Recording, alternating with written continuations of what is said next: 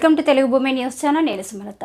వస్త్ర పరిశ్రమ అనుబంధ సంఘాల జేఏసీ ఆధ్వర్యంలో మంత్రి పొన్నం ప్రభాకర్ కలిసిన సిఐటియు రాష్ట్ర నాయకులు ఈరోజు వస్త్ర పరిశ్రమలో నెలకొన్న సమస్యలను పరిష్కరించి వెంటనే కార్మికులకు ఉపాధి కల్పించాలని వస్త్ర పరిశ్రమ అనుబంధ సంఘాల ఆధ్వర్యంలో సిఐటియు రాష్ట్ర ఉపాధ్యక్షులు భూపాల్ జయలక్ష్మి, రాష్ట్ర కార్యదర్శి కురపాటి రమేష్ జేఏసీ బృందంతో కలవడం జరిగింది. ఈ సందర్భంగా మంత్రి పొన్నం ప్రభాకర్ మాట్లాడుతూ కార్మికులకు సంబంధించిన బ్యాలెన్స్ సబ్సిడీ డబ్బులను అతి తొందరలోనే కార్మికులకు అందించడం జరుగుతుందని, యజమానులకు రావాల్సినటువంటి బతుకమ్మ చీరల బకాయిలు ఈ రోజు కొంత విడుదల చేయడం జరిగింది. కార్మికులకు ఉపాధికి సంబంధించిన గత ప్రభుత్వం కంటే ఎక్కువ పని కల్పిస్తామని, 365 రోజులు కార్మికులకు ఉపాధి ప్రభుత్వానికి అవసరమైన వస్త్రాలన్నీ సిరిసిల్లలోని ఉత్పత్తి చేయించడం జరుగుతుందని అన్నారు. సిరిసిల్ల నేతన్నలను సంబంధించిన గతంలో ఉన్నటువంటి అన్ని పథకాలను కొనసాగిస్తామని తెలియజేయడం జరిగింది. మంత్రి అన్ని విషయాల మీద హామీ ఇవ్వడం జరిగింది. ఈ సందర్భంగా సిఐటియు రాష్ట్ర ఉపాధ్యక్షులు మాట్లాడుతూ పొన్నం ప్రభాకర్ ఇచ్చిన హామీలను అన్ని అమలుపరచాలని, కార్మికులకు రావాల్సినటువంటి యారన్ సబ్సిడీ వెంటనే విడుదల చేయాలని, అదేవిధంగా అన్ని సమస్యలు పరిష్కరించాలని అన్నారు. తక్షణం కొన్ని సమస్యలు పరిష్కరించినందుకు ఆయనకు సిఐటియు జేఏసీ పక్షాన అభినందనలు తెలియజేయడం జరిగింది.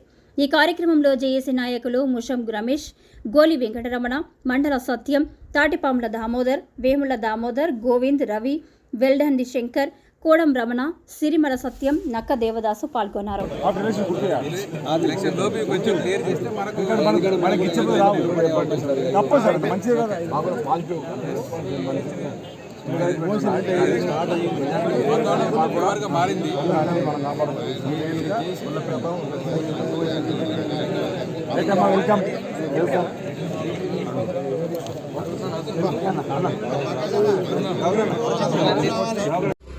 నా పేరు భూపాల్, సిఐటియు రాష్ట్ర ఉపాధ్యక్షుని. ఈరోజు మా సిఐటియు రాష్ట్ర బృందం, చేనేత కార్మిక సంఘం రాష్ట్ర ప్రధాన కార్యదర్శి కూరపాటి రమేష్ గారు, అలాగే సిఐటియు రాష్ట్ర ఉపాధ్యక్షురాలు పి జయలక్ష్మి గారి ఆధ్వర్యంలో, ఇక్కడ స్థానికంగా ఉండేటువంటి వస్త్ర పరిశ్రమ జేఏసీ నాయకుల ఆధ్వర్యంలో ఈరోజు మంత్రి గారిని కలవడం జరిగింది.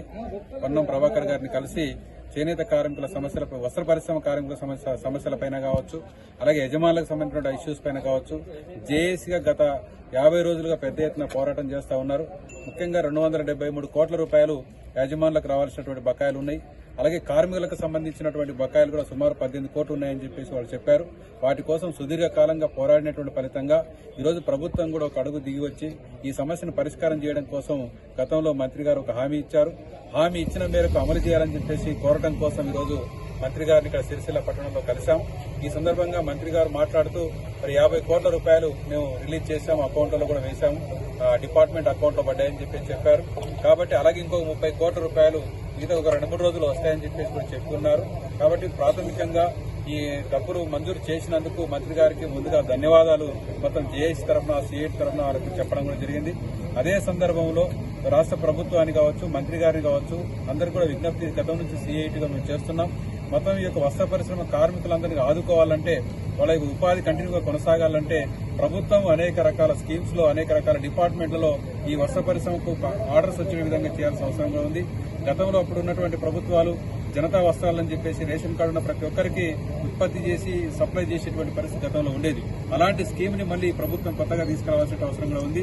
అలాగే ఐసీడీఎస్ కావచ్చు, లేకపోతే హెల్త్ డిపార్ట్మెంట్ కావచ్చు, ఎడ్యుకేషన్ డిపార్ట్మెంట్ కావచ్చు, యూనిఫామ్ సర్వీసులు ఏదైతే డిపార్ట్మెంట్ ఉన్నాయో ఆ యూనిఫామ్ సంబంధించిన సర్వీసుల వాళ్ళందరికీ సంబంధించినటువంటివన్నీ కూడా ఈ సిరిసిల్ల వస్త్ర పరిశ్రమ ద్వారానే ఉత్పత్తి చేసి పంపిణీ చేస్తే ఇటు కార్మికుల్ని ఆదుకునేదానికి అవకాశం ఉంటుంది. అదే సందర్భంలో ప్రభుత్వానికి కూడా బడ్జెట్ మిగలడానికి కూడా అవకాశం ఉంటాయి. కాబట్టి ఆ రకంగా చర్యలు తీసుకోవాలని, కాబట్టి సిరిసిల్ల కార్మికులకు ఏదైతే ఇచ్చిన హామీ మొత్తం డబ్బులు 2073 కోట్లు టోటల్ గా మంజూరు చేయాలి.